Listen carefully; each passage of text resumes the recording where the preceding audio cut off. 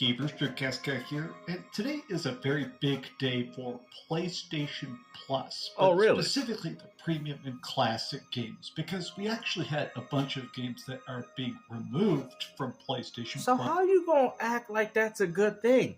Also, you can damage control for Dino Crisis. Hey guys, we're removing 14 games off the PlayStation Extra and Premium to throw out one PlayStation Classic.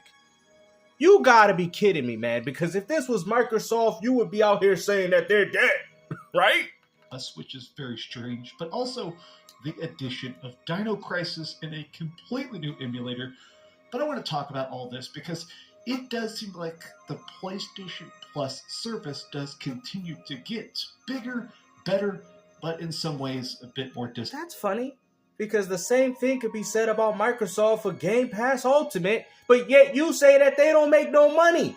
Bro, every time you decide to make a video, all you do is expose yourself. When people try to tell you that there's great, incredible value with Game Pass Ultimate, all you can do is shun it. Oh, well, we like to buy our games. Is that the reason why Dino Crisis and Resident Evil Director's Cut can't be purchased? You gotta be kidding me, man. Like, what is up with you ponies, bro? The hypocrisy is unreal. Disappointing. And I want to talk about it as a person that has had PlayStation Plus Premium now. So it's fine for you to have PlayStation Plus Premium, but it ain't fine for Xbox Game Pass owners to enjoy Ultimate. Like, you know you're getting a subpar subscription service if you're subscribing to Premium, unlike Xbox. Because you could take your physical games and play them, even though they're through the catalog. But if you want to take your CDs, no obligation, you can still continue to play them. Unlike Sony, that you gotta wait for trophy support and you gotta wait for Capcom or whoever made games during the PS1 and 2 to port these games to your little PlayStation 1 and 2 classics.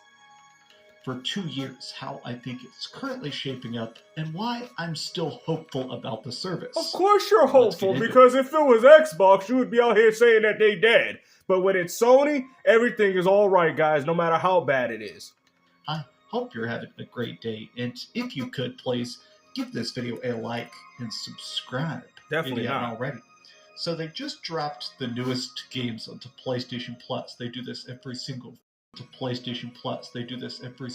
15th of the month, but the retro selections this month are very hyped. Are you serious? All this because of Dino Crisis? And what's even more funny, Siren was already available.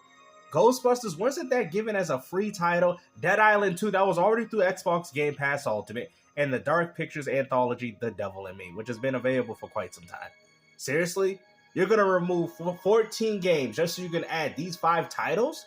Titles that have already been widely available for everybody? They have finally added Dino Crisis. Oh, that's what we've been waiting for, guys. You know, let's just remove all the other 14 great classic games that they had, all in favor for Dino Crisis.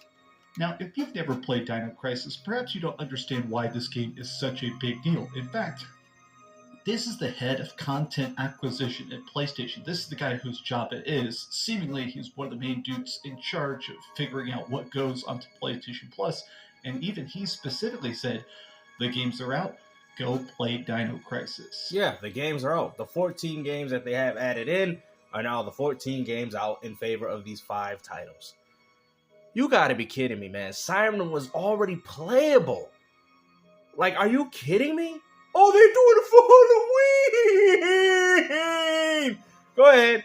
Oh, they're doing it for Halloween. Sony trying to keep it spooky. They don't need no Disney. Really? Is that what it is, man? They're doing this all for Halloween? Now, Dino Crisis is fantastic. This is one of the best retro Capcom games that definitely doesn't get enough love. Like, people, of course, talk about, early Monster Hunter and Resident Evil and all that. That is not true, bro. I know so many Monster Hunter fans that don't even go as far back with the PS2. What are you talking about, bro? There's not even huge fans of that. Great stuff they've been doing, like Devil May Cry, but they don't even talk about the classic Devil May Cries. Crisis, despite the fact that it is so high selling, that it is so Dino Crisis high selling. Bro, Dino Crisis had a hard time breaking 1 million back in the days, bro. That game is not a high seller, bro. That game got overshadowed by Resident Evil. And I'm sorry to break it to because I'm a huge Dino Crisis fan. But there's another reason. The story doesn't make sense. That probably explains as to why they haven't rebooted the game. Because it just didn't make sense. They try to capitalize on the Jurassic Park craze during the 90s, by having essentially a survival horror dinosaur game. All mostly due to Jurassic Park and its popularity. Incredibly high quality. It's never really come back. It's never put into any Capcom compilations. How you gonna put a game like that about time travel and dinosaurs coming from the prehistoric time period, man? While also having gamers take the game seriously. It's a product of its time period. You sell it. This is the first time it's ever come back. And what's also crazy, Dino Crisis was also used to push for the Nemesis engine that they wanted from the very beginning. That's why when you play that game, most of the dinosaurs will enter the other. It's what they call it. I think Shinji called it a panic horror. So you can no longer be comfortable hiding in a room. The dinosaurs will literally go to the next room if you're still there and still attack you, which I thought was a pretty ambitious idea, which is very similar to what Nemesis does and what, guys? Resident Evil 3 Nemesis. The original PlayStation, at least to my memory, but there is some goods and bads about this. But let's talk about the fact that this is the part I've seen a lot of people discussing. Look at all those games being removed. They decided to remove 18 different games. 18 games, all in favor of these 5 new, Halloween spooky October titles. PlayStation Plus Extra and Premium in November, meaning that you have like 15 days to play this. And I have to admit, this is deeply confusing to me. So I understand that not why would it be confusing? Every service is going to keep games forever. Like every single thing, they pay for an exclusivity contract. Oh, that's funny because when Microsoft does the same thing, you people have a problem with it, like Palworld. Some sort of like access deal. Microsoft bankrolls tons of stuff for Game Pass, but things that go to Game Pass aren't there forever. I'm not sure I've ever seen a service, though, remove so many games in one big bulk. They probably figured they weren't doing well and people weren't playing them. Or should I bring out the pony logic? Oh, maybe they wanted people to buy the games and stop playing them for free like fake gamers do. Let's bring up the fact that go buy your games. Like, why are you playing them through a subscription service? There's a reason why these games flop through your subscription because nobody was buying them. That's why the software sales are low.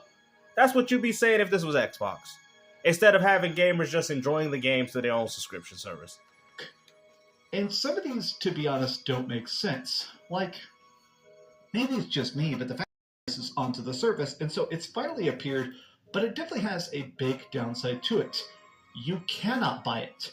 So almost every single game you get on PlayStation Plus Premium can still be purchased. You can actually choose to buy it individually because I think PlayStation... Yeah, and it's been like this since Resident Evil Director's Cut. I've seen the same thing, and I'm like, why can I not purchase this? Like, this is such a huge step back to what Sony did with the PS3, where you could buy essentially all these games. And you know what's even more crazy? They even raised the price of them. Y'all remember when these games used to be $5.99 on the PS3, man? Us gamers, we had it good, man. We took it for granted. $5.99, And we can't sit there and say, because not all these games have trophy support either. Plus Premium, it's like $18 a month. I paid for it because I got a cheap discount deal pretty much every single Black Friday. So it's fine to pay for PlayStation Premium, but if you pay for Game Pass Ultimate, you're a dummy and you don't buy games. They're like, hey, get a year of PlayStation Plus for 30% cheaper. I've been doing that. I mean, it's still expensive. I'm not going to pretend it's you could have just emulated these games entirely for free. I could play Dino Crisis on my Xbox Series X right now. Free, but it don't got trophies, no! Yours don't have trophies either. They gonna update it like they did Tire Splitters. What you see? Bro, you ponies just keep getting robbed, man.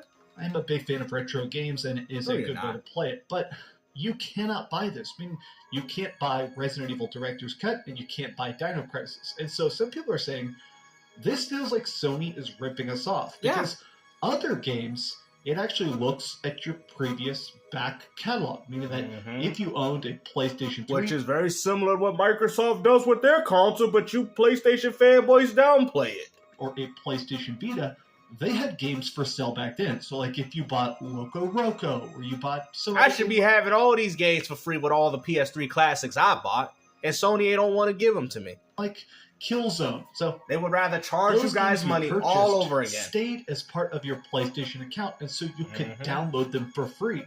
Whereas now, with some of these games, that doesn't work. Now, I am a case for this. I am the kind of person... I bought Dino Crisis. I bought every retro game pretty much that's pretty much a big PS1 or PS2 hit.